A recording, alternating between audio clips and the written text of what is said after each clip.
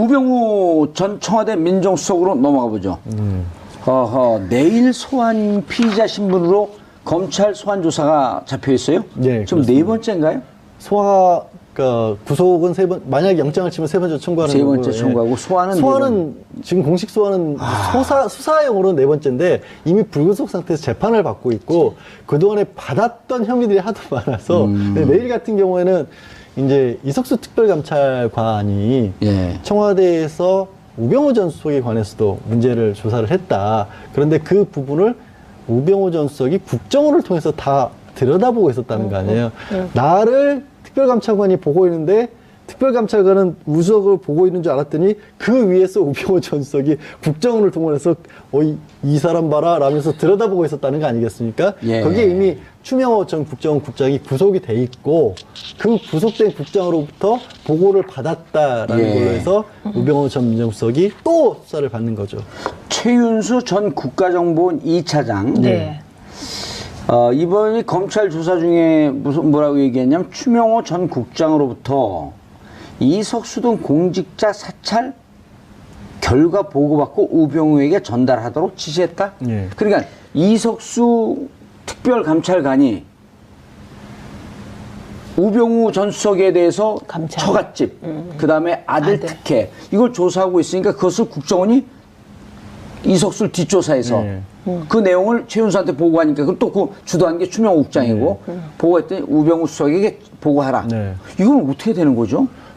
최윤수 무서워요. 최윤수 전 2차장 같은 경우에는 그게 국정원의 이제 공무원에 대한 조사였기 때문에 국정원 업무의 일환이라고 생각을 했다라는 겁니다. 그리고 우병우 전 수석이 민정수석이었기 때문에 당연히 보고를 해야 된다라고 생각을 했다는 건데 말도 안 되죠. 왜냐하면 다른 사안도 아니고 원격기로 속아 넘어갈 뻔했어요.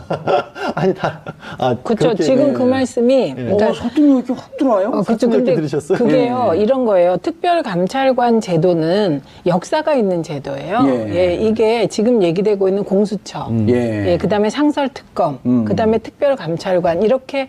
뭐랄까 그 박근혜 대통령이 한 단계씩 한 단계씩 공약을 낮춰가면서 이제 우리 쪽에서는 공수처를 하자. 그러면 그때 이제 새누리당 쪽에서는 특별감찰관과 상설특검 이걸 들고 나왔던 겁니다. 그래서 그때 현장에 계셨군요. 네. 그래서 이 특별감찰관 제도가 어떻게 국정원에 의해서 민정수석 청와대에 의해서 무력화되었는가를 지금 말씀하신 거예요. 그러니까 이거는 이제 사람들이 지금 말씀하신 논리 있잖아요. 민정수석이 또 감찰관을 또 감찰할 수 있는 거 아니야?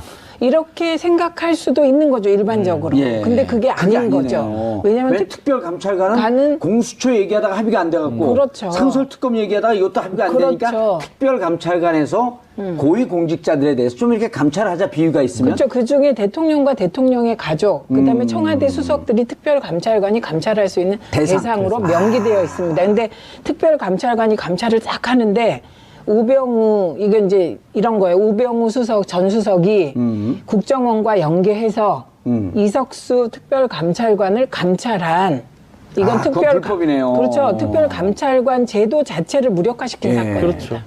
그러니까 특별감찰관이 활동하고 있는데 국정원이 또 특별감찰관을 감찰해. 그럼 또 그렇게 되려면 아주 이게 페어하게 공평하게 되려면 특별감찰관 중에 다른 팀이 또 국정원 감찰을 해야 돼. 그러니까 이게 이제 영화를 보는 느낌이실 텐데요. 이때 이상한 일이 생기잖아요. MBC에 이석수 감찰관하고 지읒일보 기자가 통화한 내용이 MBC에 보도되잖아요.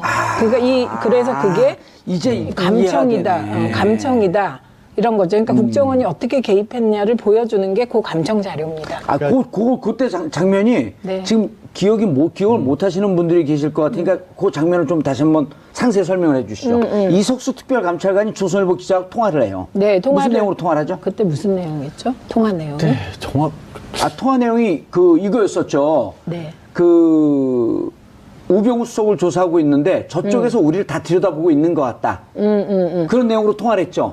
조선일보 기자. 그런데 그 조선일보 기자와 둘의 녹취록이 MBC에 보도가 돼요.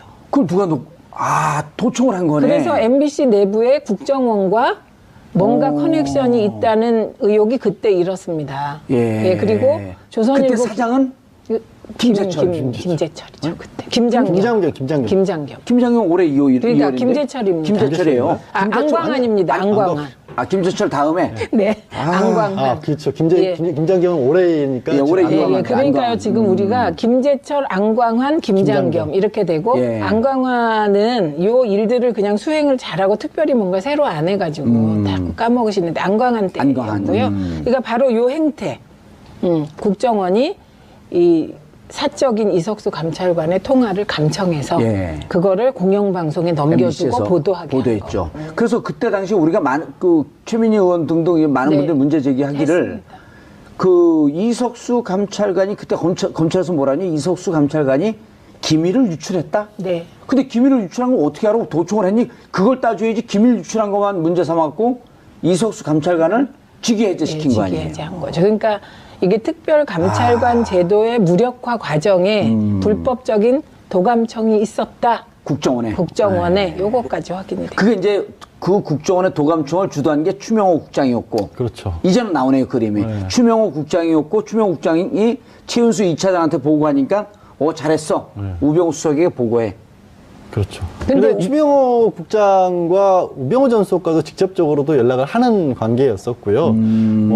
이건 무슨 법에 해당하나요? 이제 그 우병우 수석이 이게. 우 전 수석 같은 경우는 만약에 이게 이제 우 전 수석이 배후에 있는 게 맞다면 지금 현재 추명호 전 국장 같은 경우에는 국정원법상 정치 관여 그리고 직권 남용 이런 공모니까 공범이 되는 거네요. 그게 뒤에서 알았다면 공범이 될 수 있는 거죠. 이제 오늘 조사를 통해서 정말로 알았느냐인데 알았을 가능성이 굉장히 높은 게 우병우 수석은 내일 그 수사 받지 않나요?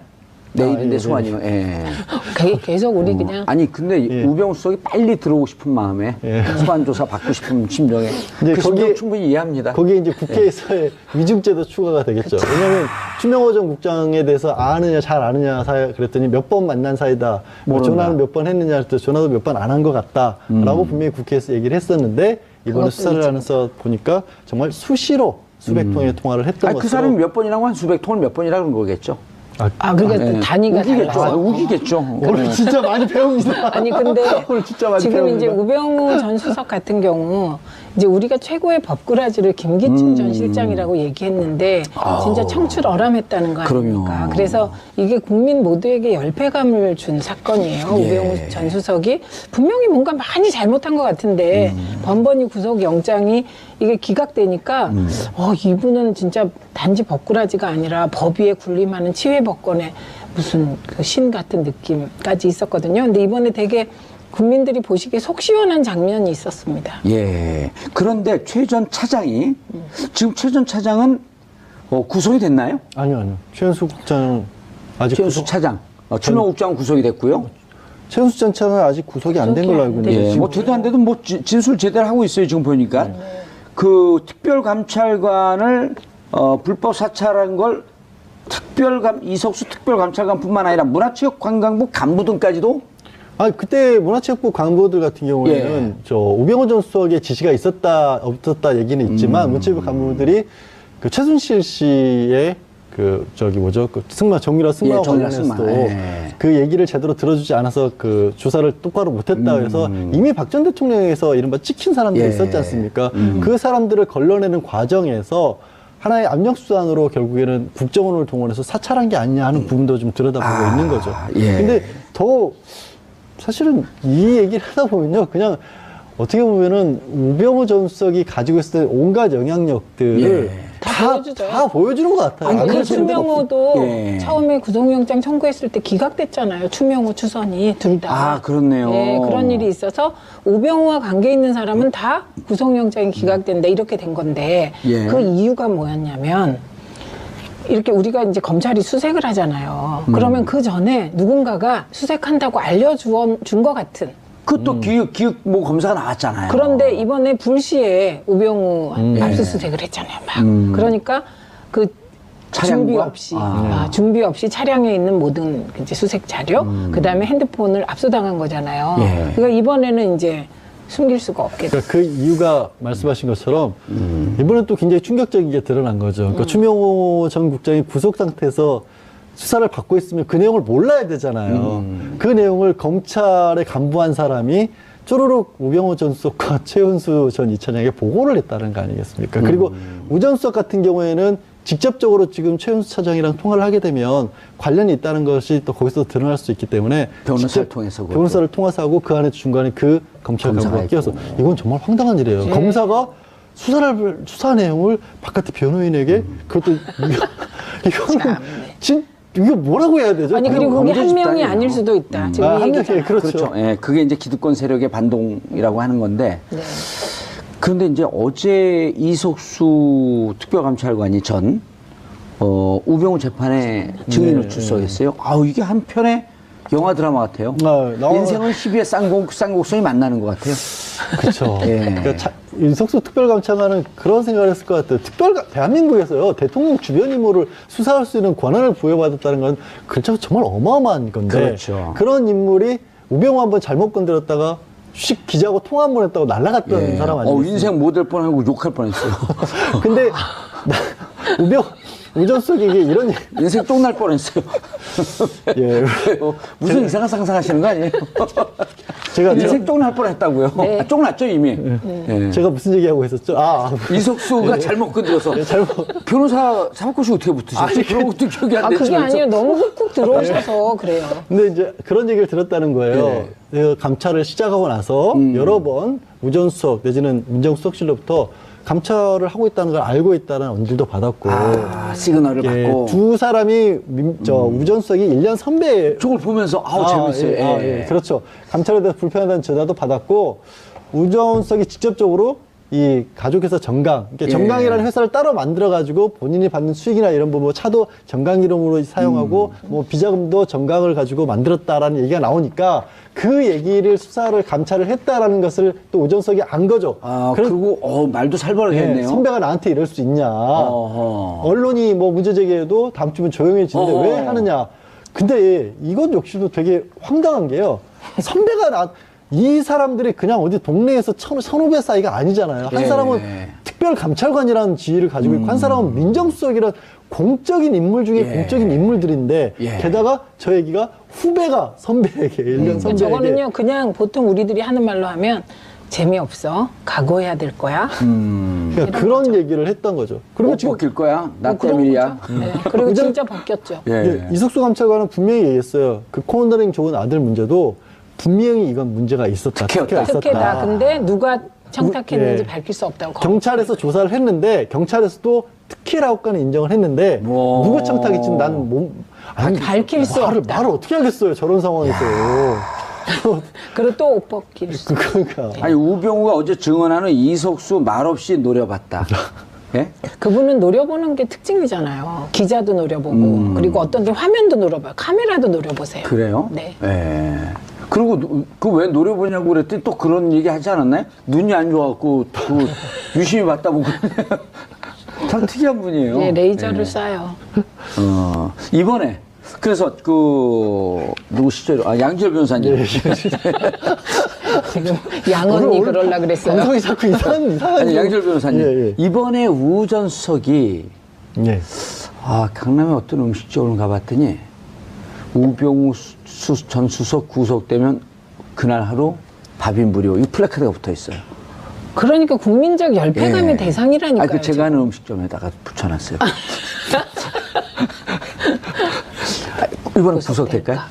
그래서 이제 일단 추명호 전 국장이 어떤 얘기를 하느냐에 따라 다르겠지만 추 국장이 구속이 됐다라는 것은 공범으로 적시만 된다면 연결고리만 찾으면 구속될 가능성이 굉장히 높았고요. 아마 휴대폰 아까 말씀하신 압수수색한 내용 같은 것도 법무부 감찰이 들어갔잖아요. 중간에 기획 검사가 있기 때문에 김모 검사 수사 내역이 유출됐는지 이제 본인은 그걸 부정하고 있거든요. 그 부분도 확인을 해야겠죠. 그런 것들이 나온다면 첫 번째 혐의 사실이 굉장히 명백히 지는 거고 두 번째 수사 내용까지 유출됐다는 건 증거인멸 가능성이 굉장히 높아진다는 거죠. 그래서 구속 가능성은 높은데 이전에도 구속 가능성은 높았어요, 사실. 그래서 장담은 제가 차마 못 드리겠습니다. 법원을 믿어봐야 되겠죠? 그냥 장담하세요, 이번에. 그럴까요? 네.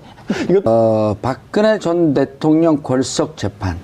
많은 분들이 궐석 재판이라는 표현을 모릅니다. 우리도 뭐 최근에 들었으면 알게 된 거예요. 네. 예.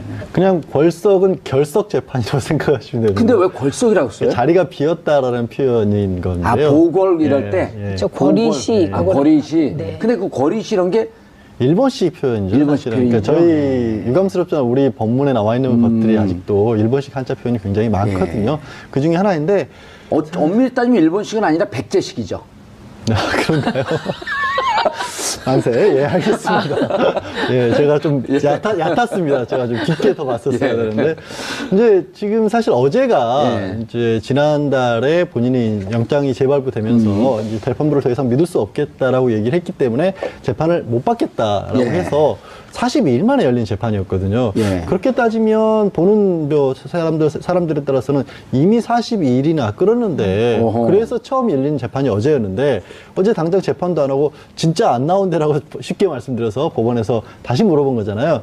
그러니까 골석 재판을 하는 이유가 피고인이 정당한 이유 없이 출석을 안 하고 또 예. 피고인을 그런데 강제로 소환하기가 어려울 때에 해당할 때 골석 재판을 할 수 있는데 일단 불출석 사유서로는 건강 상태가 너무 좋지 않다 라면서 진단서 같은 걸 냈거든요. 예. 근데 구치소 측에서 얘기를 한 거는 뭐 허리도 안 좋고 뭐 무릎 관절이나 이런 데가 좀 안 좋다라는 건 맞는데 예. 실제로 재판을 못 받을 정도는 아니다. 다만 구치소에서는 전직 대통령이기 때문에 우리가 그렇다고 강제로 끌고 갈 수는 없지 않느냐라고 얘기를 보냈어요. 그러면 두 가지 사유가 정당한 이유 없이 또 이 강제로 소환하기 어려운 사정에 해당하고 그럼에도 불구하고 어제 바로 재판한 건 아니고 예. 한 번 더 얘기를 한 거죠. 어제도 안 나왔죠? 어제도 안 나왔죠. 어제도 한 거 안 나와서 골석 재판을 하게 되면 예. 앞으로 그러니까 피고인이 겪게 될 불이익이 있을 수 있다. 왜 이런 얘기를 하냐면 사실 진짜 불이익이 있어서가 아니라 나중에 재판이 결과해 놓고 마음에 들지 않을 때 빌미를 주기 싫어서. 예. 빌미를 주는 거죠. 괜히 이거 내가 안 나갔으니까 이 재판이 이렇게 됐다. 그런 소리 하지 말라는 얘기를 미리 예. 하려고 엄밀한 법적 절차에 따라서 이제 줄 만큼 줬다. 이제 골석 재판을 하겠다라고 한 거죠. 예, 지금 이제 저 CG도 나오는데요, 최민희 의원님. 네. 정당 어제 이제 건강상 이유라니까 정당 사유로 보기 어렵다.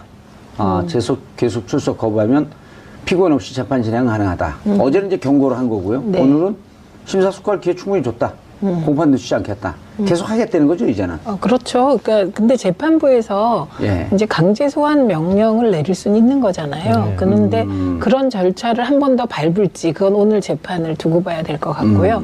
근데 이제 아까 말씀하셨지만 무릎이 아프고 좀 그런 거는 그 나이 되면 다 그렇습니다.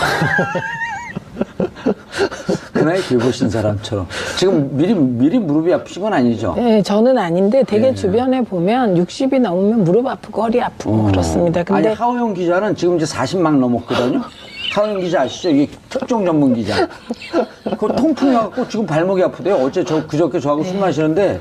예, 그 젊은 사람들도 아파요, 많이. 네, 근데 그런 경우는 좀 술을 많이 먹고 고기 원인이 좀 다른 것 예. 같아요. 그런데 30분 정도는 걸을 수 있다는 거잖아요. 그럼요. 예, 그러니까 꼭 법정에 못 나올 정도는 아닌 것으로 보이고요. 그리고 이게 이제 어쨌든 박근혜 전 대통령 정치인이잖아요. 예. 정치인은 모든 판단에 우선해서 정무적 판단을 하는 존재잖아요. 이른바 이제 정치적 판단. 그렇죠. 예. 그래서 그 정치적 판단에 따라 걸석 재판을 진행하는 것이 향후를 도모하기 혹은 향후에 더 좋다는 거니까 이게 정치 공세를 위한 적금 들기 같습니다.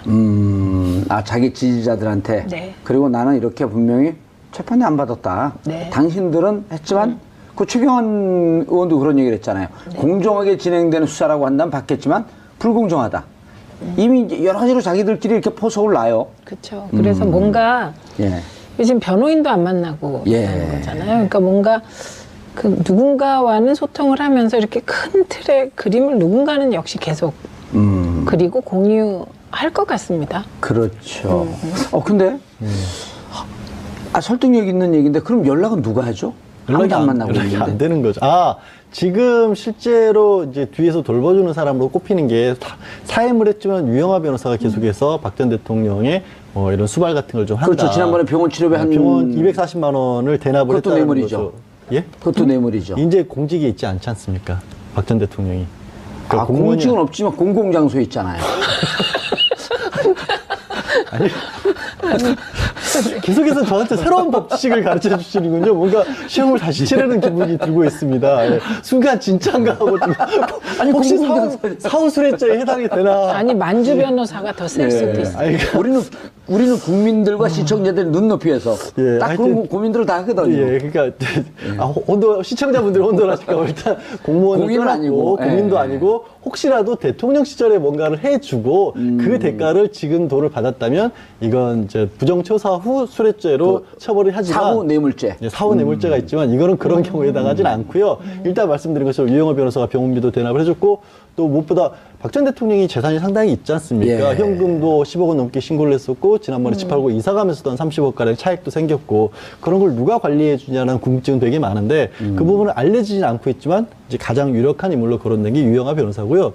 무엇보다 근데 재판에는 이제 관여도 못해요. 처음에 사임해놓고도 이제 변호사로서 특별면회를 했는데 구치소에서 막았죠. 사임기를 그렇죠. 했기 때문에 예. 특별면회 못한다. 지금은 특별면회를 할 수 있는 게 이제 5명의 국선 변호사밖에 없는데 누구죠? 한번 예, 소개를 좀 해주시죠. 지금 나온 분들이 어제 처음 공개를 했어요. 예. 이분들 혹시 미리 알려지면 또 본인들에게도 불리할까봐 그래서 조용건 변호사, 남현우, 강철구, 김혜영, 박승길 이렇게 지금 5명이 선임이 됐는데요. 예. 앞에 조용건 변호사는 연세도 꽤 있죠. 예. 62이고 15기인데 어허. 변호사 생활을 31년을 하신 거고요. 예. 경력이 좀 특이하세요. 뭐냐면 환경부 공무원으로 한 10년가량을 생활을 하다가 오호. 다시 나와서 개업을 했다가 지금으로는 서울중앙지방법원 앞에 국선전담 사무실이 있습니다. 예. 그 국선전담 사무실에 30명가량의 변호인 중에서 한 명으로 활동을 하고 있는데 굳이 제가 말씀드린 이유는 뭐냐면 공직을 겪어봤기 때문에 예. 이번 사건처럼 청와대 내의 공직과 관련된 분야도 알고 있고 예. 그 다음에 연령대가 꽤 있기 때문에 정말 글자가 들어 온갖 사건들을 많이 접해봤을 거고요. 그다음에 지금 가장 낮은 기수가 이제 39기 6년차 정도 변호사거든요. 예, 39기 예, 박승길 변호사님이네요. 네, 그 나이는 뭐 그렇고 43살. 근데 이제 좀 늦게 그 사법고 시가 패스한 사람들이 좀 있더라고요, 보니까. 그런 편이죠. 예. 근데 5년, 6년 정도가요, 변호사로서는 가장 실력이 뛰어나다고 합니다. 꼽히올 때. 3년 정도를 수습 과정으로 보고 5년 정도가 가장 무르익었다고 저희가 일반적으로 얘기를 하거든요. 예. 그러니까 법원의 판사들도 5년 정도 하고 나면 단독 판사를 자격을 주기도 합니다. 그래서 실력으로 놓고 보면 국선 전담이 예전에는 정말 예전에는 뭐 국선 변호사들은 별로 사건 제대로 안 받는다 이런 얘기도 있었는데 이제는 안 그래요. 저 국선 전담 사무실들은 특히 서울중앙지법 같은 경우에는요 굉장히 큰 사건들 중요한 사건들도 국선 변호사들이 많이 하고 굉장히 열심히 하는 변호사들이기 때문에 예. 변호사 때문에 뭐 불이익이 있었다 그런 말 할 수는 없을 그럼 겁니다. 또 조윤관 변호사님이 입장도 밝혔어요? 예, 이게 어떻게 해서든지 수사 기록과 종전 변호인들의 변론을 보고 최대한 이제 성실한 변론을 하겠다는 건데 이분들이요 어저께 이제 화면에 이제 잡혔어요 이 조용건 변호사가. 근데 이게 갑자기 국선 변호인이 된 순간 그 이전과 이후가 너무 다른 거예요. 네, 그러니까 갑자기 국선 변호인이 된 순간 카메라가 그냥 이 변호사들한테 확 정말 주목을 받게 되니까 되게 처음에 어이없고 당황한 표정을 계속 지으시는 게 화면에 잡혔거든요. 그리고 이분 주장이 조금 더 다른 내용이 있는 것 같아요. 수사 기록과 종전 변호인들의 변론 내용을 흐트러지지 않는 변호면서 종전 변호인들이 한 게 없잖아요. 그러니까 뭘 했나요? 종전 변호인들이 유영하 주로 한 건 변호사가? 정치 공세를 주로 그렇죠. 했죠. 그래서 변론 내용은 없을 텐데. 선전선동의 장처럼 계속 했는데 그러니까 이분은 이제 흐트러지지 않는 범위니까 이게 이제 사실 말 그대로 해석하면 선전선동의 연장해서 하겠다는 뜻으로 잘못 읽힐 수 있죠. 예, 근데 국선 변호인들은 그렇게 못하니까. 그렇죠. 그러니까 어쨌든 뭐 변론 말은 이제 기존 변호인들이 말은 그렇게 선동적으로 했지만 그 변론 내용은 또 나름 그 법률적인 게 있을 테니 그 범위 내에서 하자는 뜻으로 보입니다. 그러니까 중간중간에요. 계속해서 증인신문을 오래 하느라고 시간이 길어졌지 않습니까? 한 증인신문이 끝나고 나면 대부분의 경우에는 그 증인신문 과정에서 나왔던 문제들 그리고 우리가 재판에서는 이런 부분들을 앞으로 좀 다루겠다는 것을 변론 요지 형태로 정리를 해서 제출합니다. 그 기록들이 남아있기 때문에 그러면 후에 변호사들이 봤었을 때도 앞에서는 이런 식으로 지금 다투고 있었구나 라기 때문에 그 방향을 흐트러뜨리지 않는다는 거죠. 그런데 지금 전체적으로 보면요. 그 양 변호사님. 어느 정도 심리가 진행됐다고 봐야지 맞나요?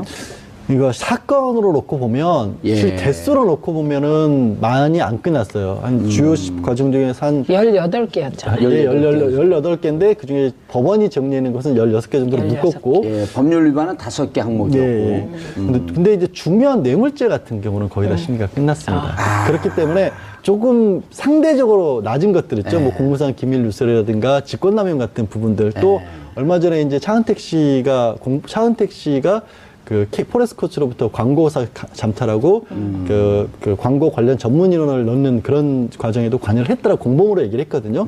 그 부분도 박 전 대통령이 남아 있는데 제가 그 재판이 끝났다는 말씀을 드린 이유는 뭐냐면 뇌물에 관해서는 이미 어느 정도 정리가 끝났고요. 가장 큰 게 뇌물죄이기 때문에 삼성과 최순실, 네. 박근혜 대통령 네. 삼각고리. 네, 그리고 나머지 것들은 비교적 작은 혐의들은 이미 다른 재판들에서부터 다 결론이 나오고 있는 상황이라서 혐의 자체로는 10개가 넘게 남아있지만 심리를 하기로는 그렇게까지 많은 게 남아있지 않다는 게 중론입니다. 굳이 정량평가를 하면은 정량평가를 하면 30, 40% 정도 남았다고 봐야 될까요? 30, 40% 정도. 그리고 이제 그거는 중요한 쟁점은 다 피해간 거기 때문에 시간만 좀 지나면 정리가 될 거로 보입니다. 수순을 그대로 밟아가면 예. 되고 또 아까 이제 정치쟁점이라는 말씀을 하셨는데 지난 변호인들의 전략 중에 하나는 그 검찰의 공소장에 나온 인물은 모두 불러서 얘기를 직접 들어봐야겠다였는데 아하. 네, 그렇게까지는 안 하지 않을까. 그렇죠. 이제 국선 벌써 변호인들은. 재판이 오르기 때문에. 근데 좀 황당할 것 같아요. 국선 변호인들이. 왜냐하면 보통 변호는 피고를 변호하는 거잖아요. 그렇죠. 그럼 가장 중요한 게 피고를 만나는 거잖아요. 그래야 변호를 하잖아요. 이제 못 만나잖아요. 네, 안 근데 만나려고. 안 만나주잖아요. 그러니까 이 서류만 보고 또 뭐 여러 가지를 고려하겠지만 피고가 앉을 책상을 변호하면 되겠죠, 이제. 근데 책상님 어떻게 생각하십니까? 의장님은 또 견해 같으신가요? 오늘 또 새로운 법을 자꾸 저를 공부를 많이 하게 만드시는데. 근데 그거는요, 예. 그것도 역시 박 전 대통령은 정치적으로 뭐라고 할지 몰라도 별로 그게 크게 도움이 나용이 요용이 안 될 것 같은 게 기존에도요, 많이들 접하셨다시피 변호인 선임은 됐어도 만날 수 있는 건 유영하 변호사밖에 맞아요. 없었어요. 그래서 실제로 박 전 대통령의 의사가 뭐였는지도 확인도 못하고 거의 유영하 변호사가 끌고 가는 대로 근데 갔거든요. 왜 그 변호사 생활 오래 하셨잖아요. 예. 기자 생활도 오래 하셨고. 기자와 변호사의 감을 좀 합하면 뭔가 답이 나오거든. 왜 그랬어요? 도대체. 기본적으로 본인이 전적으로 신뢰하고 내 말을 그대로 따라준다고 생각되는 사람 한 사람이면 충분하다고 생각했죠. 그러니까 변호의 가장 중요한 거는 본인이 생각하는 게 아니라 그래도 변호사가 봤었을 때 유불리를 따져봐서 이런 부분들을 좀 정리를 하자. 이거는 다투고 이거는 인정하십시다. 이렇게 가는 거거든요. 근데 그런 과정을 거치지 않고 내가 봤을 때는 이게 맞아. 라는 걸 가장 충실하게 이행해 줄 수 있는 사람 한 사람이면 족하다고 봐요.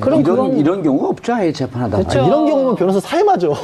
그리고 그거는 변호사가 아니죠, 역할이. 그렇죠, 사실은. 그냥 집사. 아니 대변인. 아, 대변인. 정확한 네, 정치 대변인 대변인, 거죠. 정치 대변인 네. 거죠. 그리고 이제 또 뭐 생활도 다 도와주고. 네. 그 변호사가 원래 그 안에 있는 사람들 심경 관리를 또 해줘야 되거든요. 그렇죠. 그러니까 그리고 변호사한테 다 털어놓고 그래야 되는데 그런 게 쉽지가 않은 모양이에요. 그러니까 변호사는 어떤 사건이 터진 피고는 주관적일 수밖에 없거든요. 그러니까 그 얘기를 듣고 객관화시켜서 변호하는 건데 객관화시키지 못하고 그대로 전달하라는 거니까 좀 자괴감도 있을 것 같아요. 다른 변호사들. 정말 중요한 부분을 지적을 하신 것 같아요. 저희가 잘 아는 사람, 가까운 친구 이런 경우는 웬만해서는 실제로 사건이 터져도 잘 안 맡으려고 해요. 그러면 동조가 돼서 예. 꼭 이 사람이 얘기를 하면 가깝다 보면 이 사람 말이 절대적으로 옳은 것처럼 들리거든요. 근데 그게 결과가 좋게 이어지지 않아서 근데 유영하 변호사는 아시다시피 변호 업무보다 정치에 주로 매진을 그렇죠. 해오신 예. 분이라 처음 형사 변호인으로 지난해 탄핵 이전에 선임됐을 때부터 저거 잘못된 방향이라는 얘기를 변호사들은 다 했거든요. 검사 출신이죠, 유영하 변호사. 검사 출신. 짧게 했잖아요, 검사를. 예, 검사 출신이었고 뭔가 약간 부적절한 걸로 징계를 받고 나와서 그 다음부터는 이제 정치 정치를 활동을 했는데 했었고 국가인권위원도 예, 국가인권위원이 당선된 것은 이제 박 전 대통령 어떤 일이 있는지 모르겠지만 지역구까지 찾아다니면서 박 전 두 대통령이 번이나. 두 번이나 지금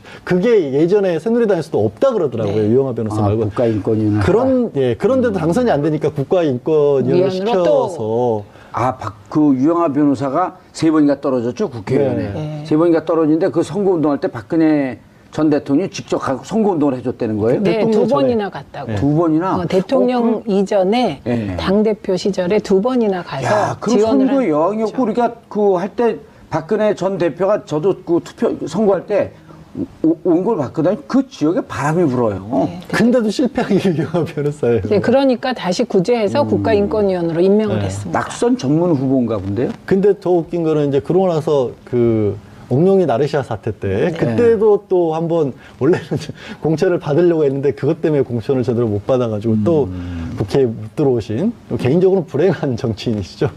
그래서 거기 아니죠. 공천 국가는 파동이 본인은 그 불행할 수 있어도 국가는 행복할 수 있었죠. 아, 예, 알겠습니다. 네. 그분도 그런 분 들어오면 큰일 날 뻔했어요. 예?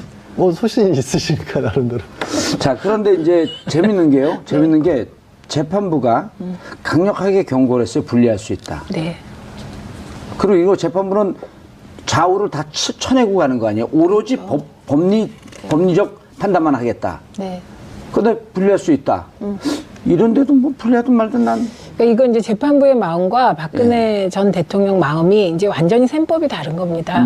재판부는 저는 뭐 이제 오늘 또 걸석 재판을 하게 되면 진행을 할지 아니면 소환 명령을 할지 이것도 또 재판부는 가능하면 판결 이후에 나올 후유증을 최소화하는 방향으로 선택을 할 거고요. 예. 이제 박근혜 대통령은 안 나가면서 또 정치적 계산을 하게 되는 거죠. 그래서 완전히 지금은 이상하게 재판부와 맞서는, 그러니까 이제 박근혜 전 대통령이 이게 처음에는 언론하고 맞서고, 그 다음에는 국민과 맞서고, 그 다음엔 촛불과 맞서고, 그 다음에는 진박을 제외한 나머지와 맞서다가 이제 특검하고도 맞서고 검찰하고도 맞섰잖아요. 그러니까 재판부하고. 네, 이제는 재판부하고 이 기대결을 하고 있는. 그러니까 마지막에 운명과 맞설 것 같아요. 네, 운명과 맞선다는 표현 너무 문학적이어가지고 잠시 무섭잖아요. 심쿵했습니다. 운명에 순응하면서 살아야 되는데. 그래서 지난해에는 사실 변호사들이 많이 이제 법조인들이 그런 얘기를 했었어요. 어떻게 저렇게 대통령인데 수사도 다 거부하고 헌법재판소도 안 나오고 이러면 헌법질서 다 부정한 건데. 그래서 이제 탄핵까지 사실 헌법재판소 탄핵 결정문에도 그 부분도 적시가 됐지 않습니까? 대통령이 이런 부분을 보여서 그래서 걱정을 한 게 국민들이 이런 좋지 않은 모습에 악영향을 받을까 걱정을 했었는데 그게 너무 심해지니까 이제 국민들도 뭐 알전히 지지하는 분들도 있지만 이제는 전혀 아유 저거는 저래서는 저게 안 좋은 거라는 이제 국민도 그 설명을 해버린 것 같아요. 그런데요, 그분이 한 거에 영향을 받는 분들이 계세요. 저는 그게 진박들인 것 같아요. 그래서 최경환 의원이 이번에 검찰 소환 원래 오늘인데 과감하게 탁 거부하잖아요. 그렇죠. 진짜 진박 같아요. 네. 말도 똑같잖아요. 네. 그런데 이제 그 조금 그 합리적이고 이제 말이 통하는 이 보수 이런 분들 만나면 국회에서 그 12월 9일 날 탄핵 소추안이 가결됐을 때 그때 사실은 대통령 측을 사임하면서 모든 것은 내가 안고 가겠다. 내가 책임지겠다.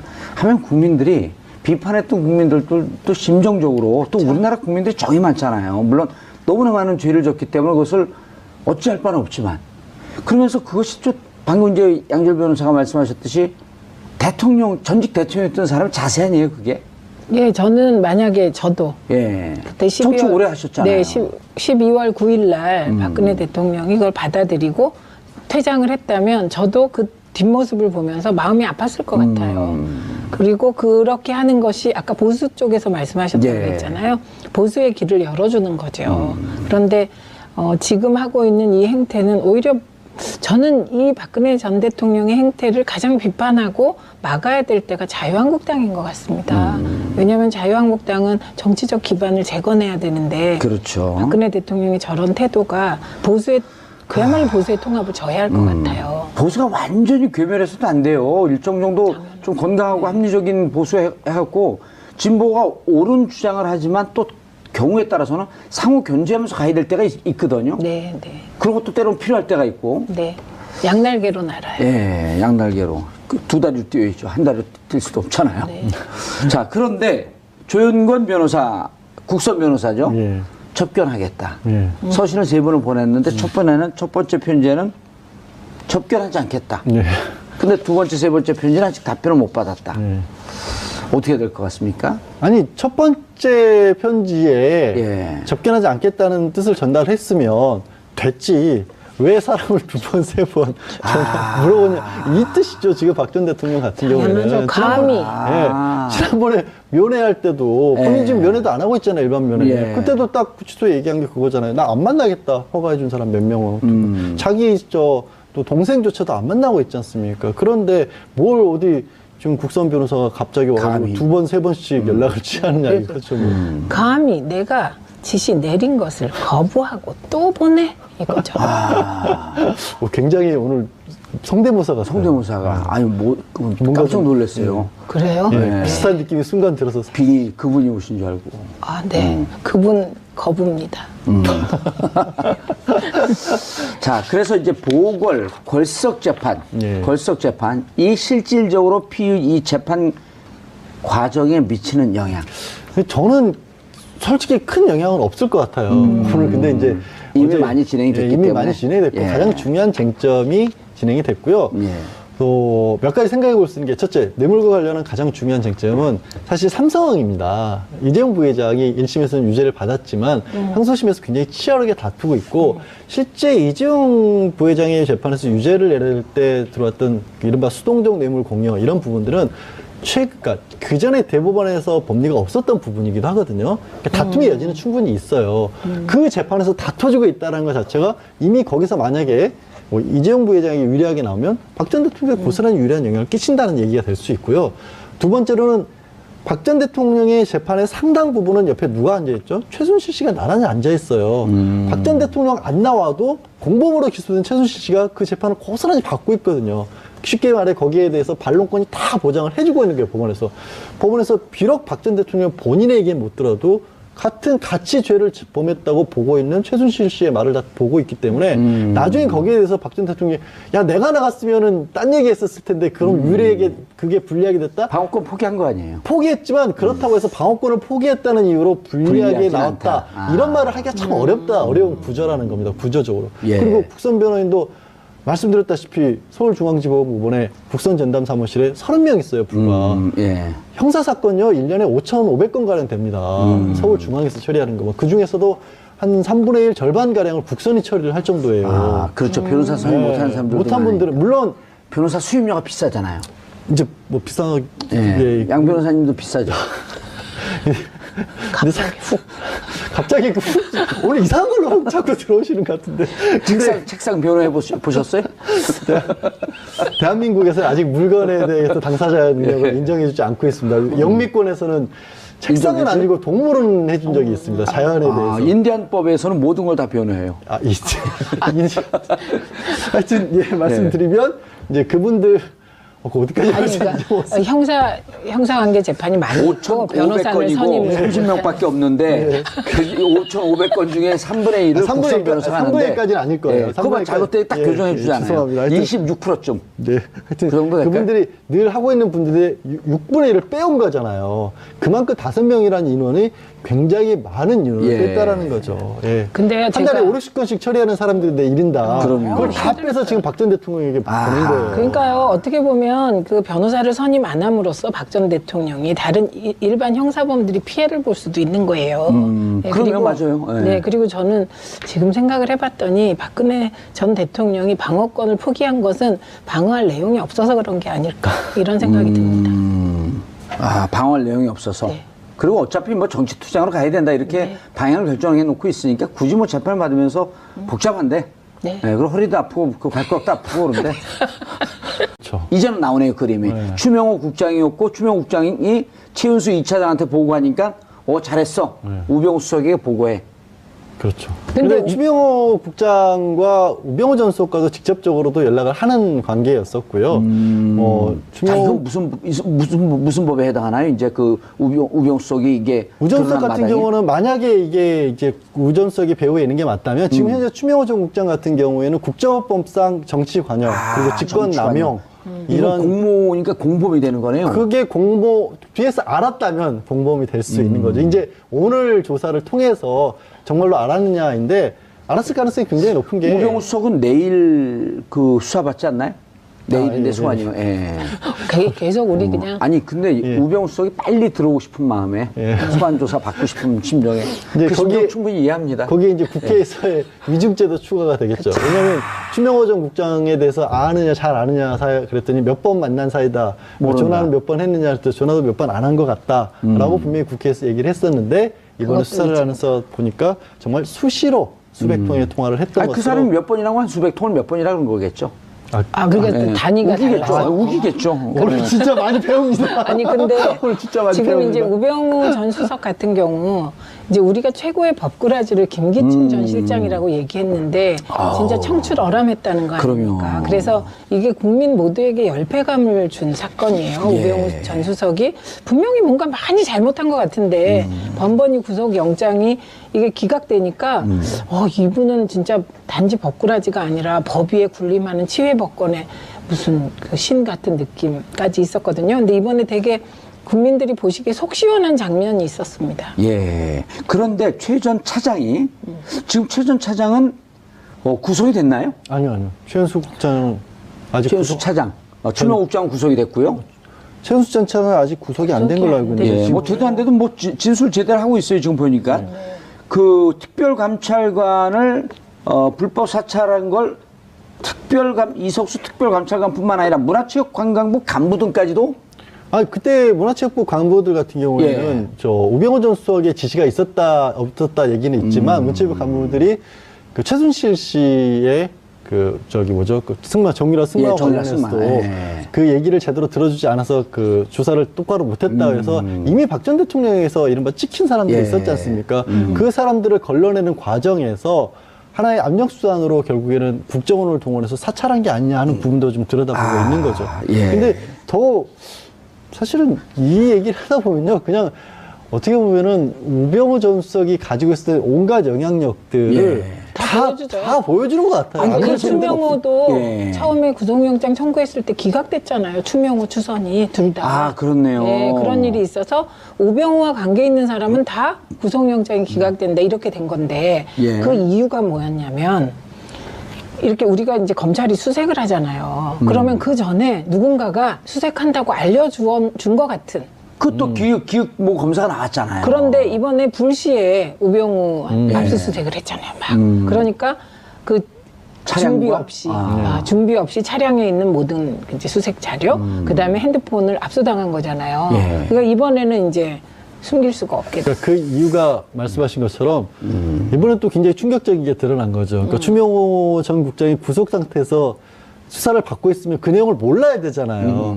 그 내용을 검찰에 간부한 사람이 쪼르륵 우병우 전 수석과 최은수 전 이차장에게 보고를 했다는 거 아니겠습니까? 그리고 우 전 수석 같은 경우에는 직접적으로 지금 최은수 차장이랑 통화를 하게 되면 관련이 있다는 것이 또 거기서 드러날 수 있기 때문에 변호사를 직접 통해서 그것도. 변호사를 통해서 하고 그 안에 중간에 그 검찰 검사가 간부가 끼어서 있고. 이건 정말 황당한 일이에요. 예. 검사가 수사 내용을 바깥의 변호인에게 그것도 이거는 이거 뭐라고 해야 되죠? 아니 그리고 그게 범죄 한 명이 집단이에요. 아닐 수도 있다. 지금 한 이 명이 얘기잖아요. 그렇죠. 예, 그게 이제 기득권 세력의 반동이라고 하는 건데. 네.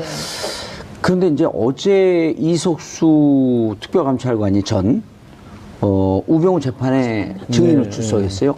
이게 한편의 영화 드라마 같아요. 인생은 희비의 쌍곡선이 만나는 것 같아요. 그렇죠. 예. 그러니까 이석수 특별감찰관은 그런 생각을 했을 것 같아요. 대한민국에서요 대통령 주변 인물을 수사할 수 있는 권한을 부여받았다는 건 그렇죠 정말 어마어마한 건데 그렇죠. 그런 인물이 우병우 한번 잘못 건드렸다가 기자하고 통화 한 번 했다고 날아갔던 사람 아니겠어요? 인생 못 될 뻔하고 욕할 뻔했어요. 근데 우전 수석이 이게 이런 인생 똥날 뻔했어요. 예. 무슨 이상한 상상하시는 거 아니에요? 제가 인생 똥날 뻔했다고요. 네. 똥났죠 이미. 예. 제가 무슨 얘기하고 있었죠? 이석수가 잘못 건드려서 변호사 사법고시 어떻게 붙으셨지? 그런 것도 기억이 안 되죠. 그게 아니에요. 너무 훅훅 들어오셔서 그래요. 근데 이제 그런 얘기를 들었다는 거예요. 그 감찰을 시작하고 나서 여러 번 우전 수석 내지는 민정수석실로부터 감찰을 하고 있다는 걸 알고 있다는 언질도 받았고 시그널을 받고 두 사람이 우전 수석이 1년 선배예요. 저걸 보면서 재밌어요. 그렇죠. 감찰에 대해서 불편하다는 전화도 받았고 우전 수석이 직접적으로 이 가족회사 정강, 그러니까 예. 정강이라는 회사를 따로 만들어가지고 본인이 받는 수익이나 이런 부분, 뭐 차도 정강 이름으로 사용하고 뭐 비자금도 정강을 가지고 만들었다라는 얘기가 나오니까 그 얘기를 수사를 감찰을 했다라는 것을 또 오전석이 안 거죠. 아, 그리고 말도 살벌하겠네요. 선배가 나한테 이럴 수 있냐. 언론이 뭐 문제 제기해도 다음 주면 조용해지는데 왜 하느냐. 근데 이것 역시도 되게 황당한 게요. 선배가 이 사람들이 그냥 어디 동네에서 선후배 사이가 아니잖아요. 한 예. 사람은 특별감찰관이라는 지위를 가지고 있고 한 사람은 민정수석이란 공적인 인물 중에 공적인 인물들, 기밀 누설이라든가 직권남용 같은 부분들, 또 얼마 전에 이제 차은택 씨가 그 포레스코츠로부터 광고사 잠탈하고 그 광고 관련 전문 인원을 넣는 그런 과정에도 관여를 했다라고 공범으로 얘기를 했거든요. 그 부분도 박 전 대통령이 남아 있는데, 제가 그 재판이 끝났다는 말씀을 드린 이유는 뭐냐면, 뇌물에 관해서는 이미 어느 정도 정리가 끝났고요. 가장 큰 게 뇌물죄이기 때문에 삼성과 최순실, 박근혜 대통령 삼각고리. 그리고 나머지 것들은 비교적 작은 혐의들은 이미 다른 재판들에서부터 쫙 결론이 나오고 있는 상황이라서 혐의 자체로는 10개가 넘게 남아있지만 심리를 하기로는 그렇게까지 많은 게 남아있지 않다는 게 중론입니다. 굳이 정량평가를 하면은 정량평가를 하면 30, 40% 정도 남았다고 봐야 될까요? 30, 40% 정도. 그리고 이제 그거는 중요한 쟁점은 다 피해간 거기 때문에 시간만 좀 지나면 정리가 될 거로 보입니다. 수순을 그대로 밟아가면 되고, 또 아까 이제 정치 쟁점이라는 말씀을 하셨는데, 지난 변호인들의 전략 중에 하나는 그 검찰의 공소장에 나온 인물은 모두 불러서 얘기를 직접 들어봐야겠다였는데, 그렇게까지는 안 할지 않을까. 그렇죠. 이제 벌써 재판이 오르기 때문에. 근데 좀 황당할 것 같아요, 국선 변호인들이. 왜냐하면 보통 변호는 피고를 변호하는 거잖아요. 그렇죠. 그럼 가장 중요한 게 피고를 만나는 거잖아요. 그래야 변호를 하잖아요. 이제 못 만나잖아요. 네, 근데 안 만나주잖아요. 그러니까 이 서류만 보고 또 뭐 여러 가지 고려하겠지만 피고가 앉을 책상을 변호하면 되겠죠, 이제. 근데 책상님 어떻게 생각하십니까? 의장님은 또 견해 같으신가요? 오늘 또 새로운 법을 자꾸 저를 공부를 많이 하게 만드시는데. 근데 그거는요, 그것도 역시 박 전 대통령은 정치적으로는 뭐라고 할지 몰라도 별로 그게 크게 요용이 안 될 것 같은 게, 기존에도요, 많이들 접하셨다시피 변호인 선임은 됐어도 만날 수 있는 건 유영하 변호사밖에 없었어요. 그래서 실제로 박 전 대통령의 의사가 뭐였는지도 확인도 못하고 거의 유영하 변호사가 끌고 가는 대로 갔거든요. 근데 왜 그 변호사 생활 오래 하셨잖아요. 기자 생활도 오래 하셨고, 기자와 변호사의 감을 좀 합하면 뭔가 답이 나왔거든. 왜 그랬어요? 도대체. 기본적으로 본인이 전적으로 신뢰하고 내 말을 그대로 따라준다라고 생각되는 사람 한 사람이면 충분하다고 생각했죠. 그러니까 변호의 가장 중요한 거는 본인이 생각하는 게 아니라, 그래도 변호사가 봤었을 때 유불리를 따져봐서 이런 부분들은 좀 정리를 하자. 이거는 다투고 이거는 인정하십시다. 이렇게 가는 거거든요. 근데 그런 과정을 거치지 않고 내가 봤을 때는 이게 맞아 라는 걸 가장 충실하게 이행해 줄 수 있는 사람 한 사람이면 족하다고 봐요. 이런 경우가 없죠. 아예 재판하다. 그렇죠. 이런 경우는 변호사 사임하죠. 그리고 그거는 변호사가 아니죠, 역할이. 그렇죠, 사실은. 그냥 아니 대변인. 아, 대변인. 정확한 네, 정치 대변인, 거죠. 정치 대변인인 거죠. 그리고 이제 또 뭐 생활도 다 도와주고. 네. 그 변호사가 원래 그 안에 있는 사람들 심경 관리를 또 해줘야 되거든요. 그렇죠. 그러니까 그리고 변호사한테 다 털어놓고 그래야 되는데 그런 게 쉽지가 않은 모양이에요. 그러니까 변호사는 어떤 사건이 터진 피고는 주관적일 수밖에 없거든요. 그러니까 그 얘기를 듣고 객관화시켜서 변호하는 건데 객관화시키지 못하고 그대로 전달하라는 거니까 좀 자괴감도 있을 것 같아요. 다른 변호사들. 정말 중요한 부분을 지적을 하신 것 같아요. 저희가 잘 아는 사람, 가까운 친구 이런 경우는 웬만해서는 실제로 사건이 터져도 잘 안 맡으려고 해요. 그러면 동조가 돼서 꼭 이 사람이 얘기를 하면 가깝다 보면 이 사람 말이 절대적으로 옳은 것처럼 들리거든요. 근데 그게 결과가 좋게 이어지지 않아서. 근데 유영하 변호사는 아시다시피 변호 업무보다 정치에 주로 매진을 해오신 분이라 처음 형사 변호인으로 지난해 탄핵 이전에 선임됐을 때부터 저거 잘못된 방향이라는 얘기를 변호사들은 다 했거든요. 검사 출신이죠, 유영하 변호사. 검사 출신. 짧게 했잖아요, 검사를. 예, 검사 출신이었고 뭔가 약간 부적절한 걸로 징계를 받고 나와서 그 다음부터는 이제 정치 활동을 했었고 국가인권위원도 네, 국가인권위원이 당선된 것은 이제 박 전 대통령 어떤 일이 있는지 모르겠지만 지역구까지 찾아다니면서 박 전 대통령이 두 번이나 지금 그게 예전에 새누리당에서도 없다 그러더라고요. 유영하 변호사 말고. 국가인권위원회. 그런데도 당선이 안 되니까 국가인권위원을 시켜서 그 유영하 변호사가 3번인가 떨어졌죠, 국회의원에. 네. 3번인가 떨어지는데 그 선거운동할 때 박근혜 전 대통령이 직접 가서 선거운동을 해줬다는 거예요? 네, 대통령 2번이나 갔다고. 2번이나? 대통령 이전에 네. 당대표 시절에 2번이나 가서 야, 그럼 지원을 선거 한 여왕이었고, 거죠. 우리가 그 할 때 박근혜 전 대표가 저도 그 선거할 때 온 걸 봤거든요. 그 지역에 바람이 불어요. 근데도 실패한 게 유영하 변호사예요. 네, 그러니까 다시 구제해서 국가인권위원으로 임명을 네. 했습니다. 낙선 전문 후보인가 본데요? 근데 더 웃긴 거는 이제 그러고 나서 그 옥룡이 나르시아 사태 때 그때도 또 한번 원래는 공천을 받으려고 했는데 그것 때문에 공천을 제대로 못 받아가지고 또 국회에 못 들어오신 개인적으로 불행한 정치인이시죠. 그래서 거기 아니죠. 공천 국가는 파동이 본인은 그 불행할 수 있어도 국가는 행복할 수 있었죠. 아, 예, 알겠습니다. 네. 그분도 그런 분 들어오면 큰일 날 뻔했어요. 예? 뭐 소신이 있으시니까 나름대로. 자, 그런데 이제 재밌는 게요. 재밌는 게 재판부가 강력하게 경고를 했어요. 분리할 수 있다. 네. 그리고 이거 재판부는 좌우를 다 쳐내고 가는 거 아니에요? 오로지 법리적 판단만 하겠다. 네. 근데 분리할 수 있다. 이런데도 뭐 분리하든 말든 난. 그러니까 이건 이제 재판부의 마음과 박근혜 전 대통령 마음이 이제 완전히 셈법이 다른 겁니다.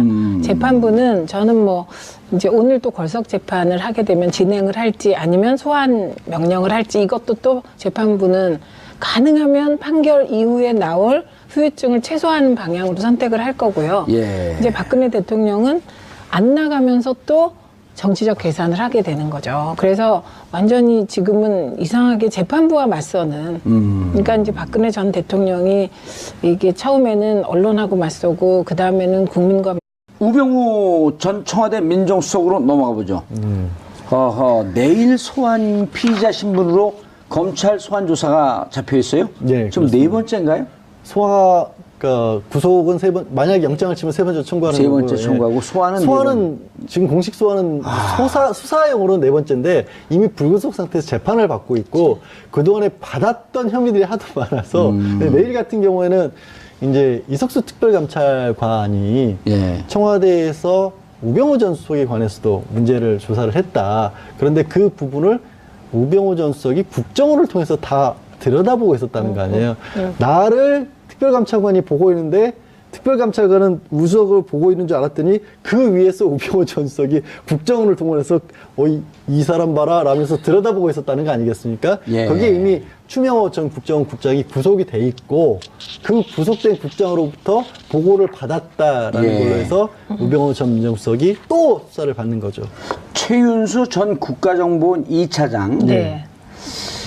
이번이 검찰 조사 중에 뭐라고 얘기했냐면 추명호 전 국장으로부터 이석수 등 공직자 사찰 결과 보고받고 우병우에게 전달하도록 지시했다. 예. 그러니까 이석수 특별감찰관이 우병우 전 수석에 대해서 감찰. 처갓집, 그다음에 아들 특혜 이걸 조사하고 있으니까 그것을 국정원이 이석수를 뒷조사해서 그 내용을 최윤수한테 보고하니까 그럼 또 그 주도한 게 추명호 국장이고 보고했더니 우병우 수석에게 보고하라. 네. 이건 어떻게 되는 거죠? 최은수 무서워요. 최은수 전 2차장 같은 경우에는 그게 국정원의 이제 공무원에 대한 조사였기 때문에 국정원 업무의 일환이라고 생각을 했다라는 겁니다. 그리고 우병우 전 수석이 민정수석이었기 때문에 당연히 보고를 해야 된다라고 생각을 했다는 건데 말도 안 되죠. 왜냐하면 다른 사안도 아니고 원격기로 속아 넘어갈 뻔했어요. 아니 그렇죠. 지금 그 말씀이 그러니까 설득력이 이렇게 확 들어와요. 그렇죠. 이렇게 근데 들으셨어요? 그게요 이런 거예요. 특별감찰관 제도는 역사가 있는 제도예요. 예. 이게 지금 얘기되고 있는 공수처, 그다음에 상설특검, 그다음에 특별감찰관 이렇게 뭐랄까 그 박근혜 대통령이 한 단계씩 좀 한 낮춰진 단계씩 거죠. 공약을 예. 낮춰가면서 이제 우리 쪽에서는 공수처를 하자. 그러면 그때 이제 새누리당 쪽에서는 특별감찰관과 상설특검 이걸 들고 나왔던 겁니다. 그래서 그때 현장에 계셨군요. 네. 그래서 이 특별감찰관 제도가 어떻게 국정원에 의해서 민정수석 청와대에 의해서 무력화되었는가를 지금 말씀하신 거예요. 그러니까 이거는 이제 사람들이 지금 말씀하신 논리 있잖아요. 민정수석이 또 특별 감찰관을 또 감찰할 수 있는 거 아니야? 이렇게 생각할 수도 있는 거죠, 일반적으로. 예. 근데 그게 아닌 아니네요. 거죠. 왜냐하면 왜 특별감찰관은 공수처 얘기하다가 합의가 안 돼갖고 그렇죠. 상설특검 얘기하다가 이것도 합의가 안 그렇죠. 되니까 특별감찰관에서 고위공직자들에 대해서 좀 이렇게 감찰하자 비유가 있으면 그렇죠. 그 중에 대통령과 대통령의 가족, 그다음에 청와대 수석들이 특별감찰관이 감찰할 수 있는 대상으로 명기되어 있습니다. 근데 특별감찰관이 감찰을 딱 하는데 우병우, 이건 이제 이런 거예요. 우병우 수석, 전 수석이 국정원과 연계해서 이석수 특별감찰관을 감찰한 이건 그건 불법이네요. 그렇죠. 특별감찰관 제도 자체를 무력화시킨 예. 사건입니다. 그렇죠. 그러니까 특별감찰관이 활동하고 있는데 국정원이 또 특별감찰관을 특별감찰관을 감찰해. 네. 그럼 또 그렇게 되려면 아주 이게 페어하게 공평하게 되려면 특별감찰관 중에 다른 팀이 또 국정원 감찰을 해야 돼. 그러니까 이게 이제 영화를 보는 느낌이실 텐데요. 이때 이상한 일이 생기잖아요. MBC에 이석수 감찰관하고 예. 지읒일보 기자가 통화한 내용이 조선일보, MBC에 조선일보. 보도되잖아요.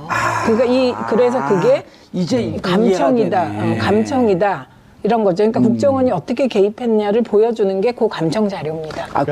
그때 장면이 네. 지금 기억을 못 하시는 분들이 계실 것 같으니까 그 장면을 좀 다시 한번 상세히 설명을 해 주시죠. 이석수 특별감찰관이 조선일보 기자와 통화를 해요. 네, 무슨 내용으로 통화를 하죠? 그때 무슨 내용이었죠? 통화 내용. 네, 정확. 통화 내용이 이거였었죠. 네. 우병우 수석을 조사하고 있는데 저쪽에서 우리를 다 들여다보고 있는 것 같다. 그런 내용으로 통화를 했죠. 예, 조선일보 기자. 예. 그런데 그 조선일보 기자와 둘의 녹취록이 예. MBC에 보도가 돼요. 그걸 누가 도청을 한 거네. 그래서 MBC 내부에 국정원과 뭔가 커넥션이 있다는 의혹이 그때 일었습니다. 예. 그리고 조선일보 그때 사장은 김재철. 김재철이죠. 그때 김장겸. 김장겸 올해 2호 그러니까 김재철입니다. 김재철이에요. 안광환입니다. 안광환. 김재철 다음에. 네. 안광환. 그렇죠. 예. 김장겸은 올해니까. 예, 올해 예, 그러니까요. 안광환. 지금 우리가 김재철, 안광환, 김장겸 이렇게 되고 예. 안광환은 요 일들을 그냥 수행을 잘하고 특별히 뭔가 새로 안 해가지고 다 까먹으시는데 안광환 때였고요.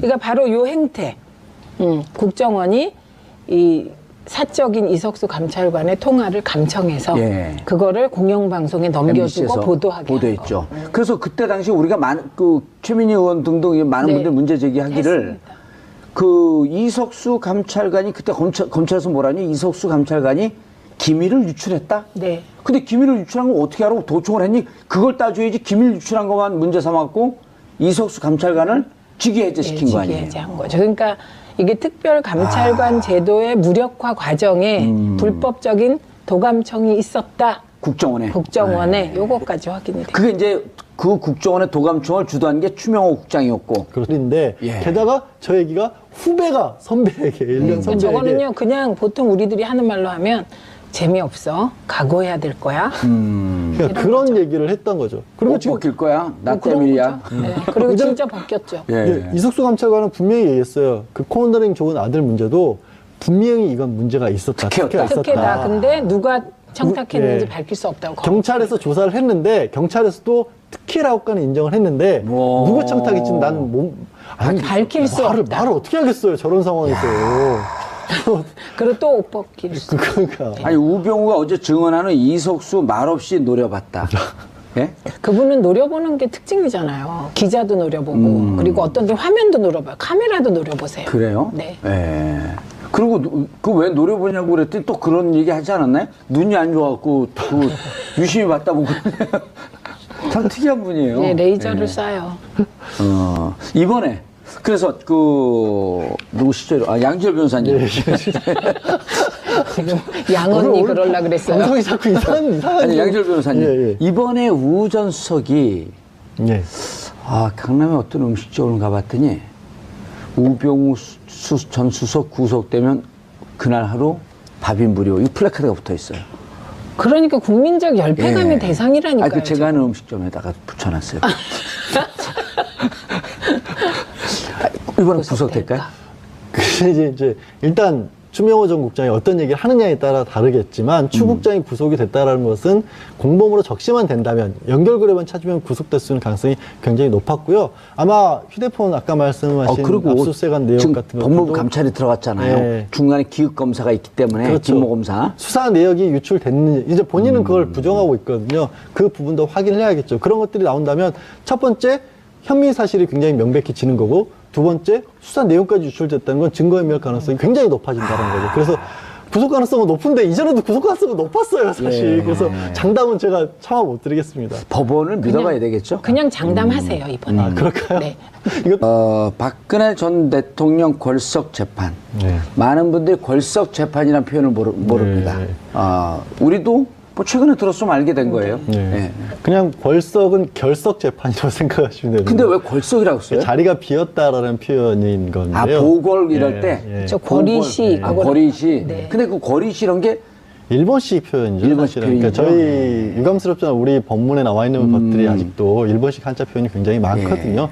그 중에 하나인데 엄밀히 따지면 일본식은 아니라 백제식이죠. 그런가요? 안세, 예, 알겠습니다.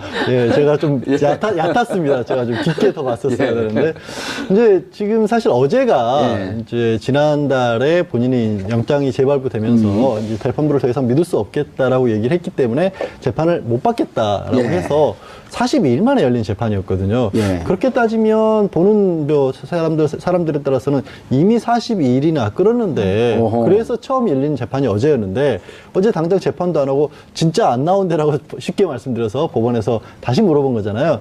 그러니까 골석 재판을 하는 이유가 피고인이 정당한 이유 없이 출석을 안 하고 또 피고인을 그런데 강제로 소환하기가 어려울 때에 해당할 때 골석 재판을 할 수 있는데 일단 불출석 사유서로는 건강 상태가 너무 좋지 않다라면서 진단서 같은 걸 냈거든요. 근데 구치소 측에서 얘기를 한 거는 뭐 허리도 안 좋고 뭐 무릎 관절이나 이런 데가 좀 안 좋다라는 건 맞는데 실제로 재판을 못 받을 정도는 아니다. 다만 구치소에서는 전직 대통령이기 때문에 우리가 그렇다고 강제로 끌고 갈 수는 없지 않느냐라고 얘기를 보냈어요. 그러면 두 가지 사유가 정당한 이유 없이 또 이 강제로 소환하기 어려운 사정에 해당하고 그럼에도 불구하고 어제 바로 재판한 건 아니고 한 번 더 얘기를 한 거죠. 어제도 안 나왔죠? 어제도 안 나왔죠. 어제도 한 번 안 나와서 골석 재판을 하게 되면 앞으로 그러니까 피고인이 겪게 될 불이익이 있을 수 있다. 왜 이런 얘기를 하냐면 사실 진짜 불이익이 있어서가 아니라 나중에 재판이 결과해 놓고 마음에 들지 않을 때 빌미를 주기 싫어서. 빌미를 주는 거죠. 괜히 이거 내가 안 나갔으니까 이 재판이 이렇게 됐다. 그런 소리 하지 말라는 얘기를 미리 하려고 엄밀한 법적 절차에 따라서 이제 줄 만큼 줬다. 이제 골석 재판을 하겠다라고 한 거죠. 지금 이제 저 CG도 나오는데요, 최민희 의원님. 네. 정당 어제 이제 건강상 이유라니까 정당 사유로 보기 어렵다. 계속 출석 거부하면 피고인 없이 재판 진행 가능하다. 어제는 이제 경고를 한 거고요. 오늘은 심사숙고할 기회 충분히 줬다. 공판 늦추지 않겠다. 계속 하겠다는 거죠, 이제는. 그렇죠. 그러니까 근데 재판부에서 이제 강제 소환 명령을 내릴 수는 있는 거잖아요. 그런데 그런 절차를 한 번 더 밟을지 그건 오늘 재판을 두고 봐야 될 것 같고요. 근데 이제 아까 말씀하셨지만 무릎이 아프고 좀 그런 거는 그 나이 되면 다 그렇습니다.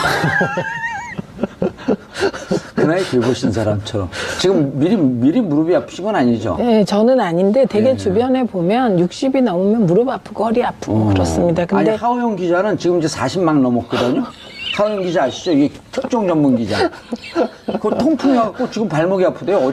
그저께 저하고 술 마시는데 그 젊은 사람들도 아파요, 많이. 네, 근데 그런 경우는 좀 술을 많이 먹고 거기 원인이 좀 다른 것 같아요. 그런데 30분 정도는 걸을 수 있다는 거잖아요. 그럼요. 네, 그러니까 꼭 법정에 못 나올 정도는 아닌 것으로 보이고요. 그리고 이게 이제 어쨌든 박근혜 전 대통령 정치인이잖아요. 정치인은 모든 판단에 우선해서 정무적 판단을 하는 존재잖아요. 이른바 이제 정치적 판단. 그렇죠. 그래서 그 정치적 판단에 따라 걸석 재판을 진행하는 것이 향후를 도모하기 혹은 향후에 더 좋다는 거니까 이게 정치 공세를 위한 적금 들기 같습니다. 자기 지지자들한테. 그리고 나는 이렇게 분명히 재판에 안 받았다. 당신들은 했지만 그 최경환 의원도 그런 얘기를 했잖아요. 공정하게 진행되는 수사라고 한다면 받겠지만 불공정하다. 이미 이제 여러 가지로 자기들끼리 이렇게 포석을 놔요. 그렇죠. 그래서 뭔가 지금 변호인도 안 만나고 예. 있는 거잖아요. 그러니까 뭔가 그 누군가와는 소통을 하면서 이렇게 큰 틀의 그림을 누군가는 역시 계속 그리고 공유할 것 같습니다. 그렇죠. 근데 설득력 있는 얘기인데 그럼 연락은 누가 하죠? 아무도 안 만나고 연락이 있는데. 안 되는 거죠. 지금 실제로 이제 뒤에서 돌봐주는 사람으로 꼽히는 게 사임을 했지만 유영하 변호사가 계속해서 박 전 대통령의 이런 수발 같은 걸 좀 한다. 그렇죠. 지난번에 병원 치료비 한 병원 240만 원을 대납을 그것도 했다는 뇌물이죠. 거죠. 예? 그것도 뇌물이죠. 이제 공직에 있지 않지 않습니까? 박 전 대통령이. 그러니까 공직은 없지만 공공장소에 있잖아요.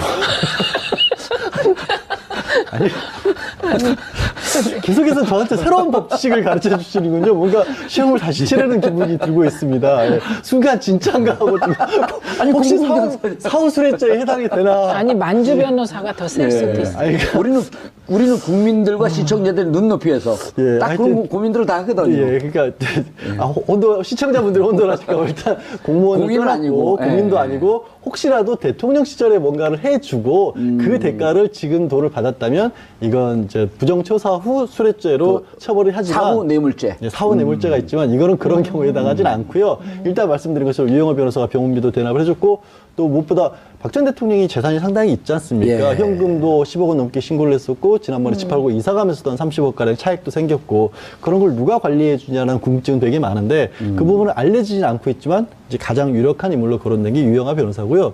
무엇보다 근데 재판에 이제 관여도 못 해요. 처음에 사임해 놓고도 이제 변호사로서 특별면회를 했는데 구치소에서 막았죠. 사임기 그렇죠. 냈기 때문에 예. 특별면회 못 한다.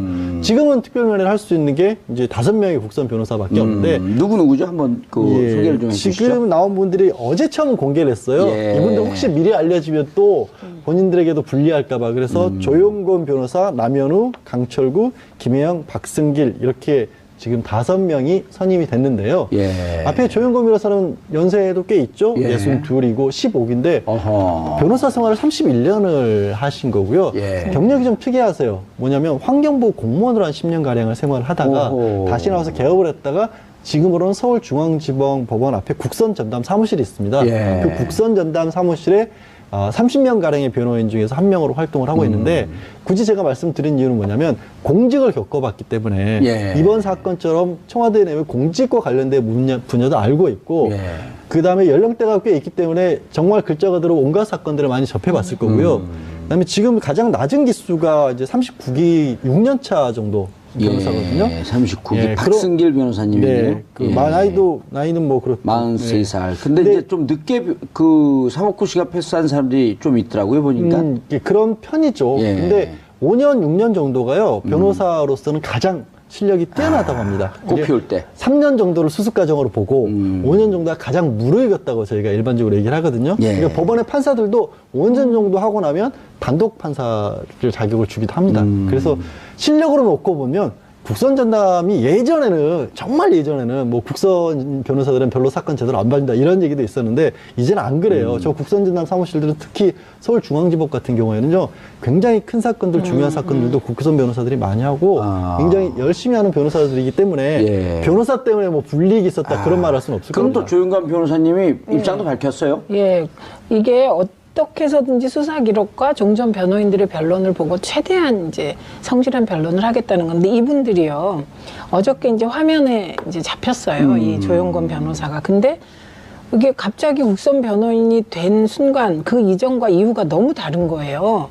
네, 그러니까 갑자기 국선 변호인이 된 순간 카메라가 그냥 이 변호사들한테 확 정말 주목을 받게 되니까 되게 처음에 어이없고 당황한 표정을 계속 지으시는 게 화면에 잡혔거든요. 그리고 이분 주장이 조금 더 다른 내용이 있는 것 같아요. 수사 기록과 종전 변호인들의 변론 내용을 흐트러지지 않는 배우면서 종전 변호인들이 한 게 없잖아요.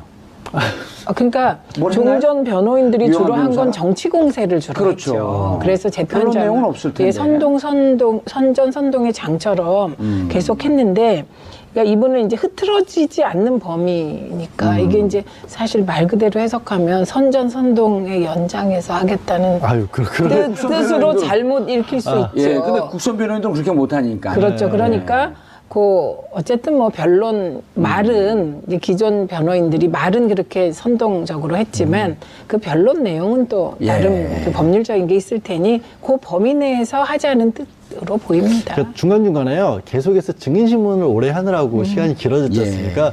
한 증인신문이 끝나고 나면 대부분의 경우에는 그 증인신문 과정에서 나왔던 문제들, 그리고 우리가 재판에서는 이런 부분들을 앞으로 좀 다루겠다는 것을 변론 요지 형태로 정리를 해서 제출합니다. 그 기록들이 남아있기 때문에 그러면 후에 변호사들이 봤었을 때도 앞에서는 이런 식으로 지금 다투고 있었구나라기 때문에 그 방향을 흐트러뜨리지 않는다는 거죠. 그런데 지금 전체적으로 보면요, 그 양 변호사님 예. 어느 정도 심리가 진행됐다고 봐야지 맞나요? 이거 사건으로 놓고 보면 예. 실 대수로 놓고 보면은 많이 안 끝났어요. 한 주요 과정 중에서 한 18개였죠. 18개인데 그중에 법원이 정리하는 것은 16개 정도로 16 묶었고 예, 법률 위반은 5개 항목이었고. 예. 근데 이제 중요한 뇌물죄 같은 경우는 거의 다 심리가 끝났습니다. 그렇기 때문에 조금 상대적으로 낮은 것들 있죠. 뭐 공무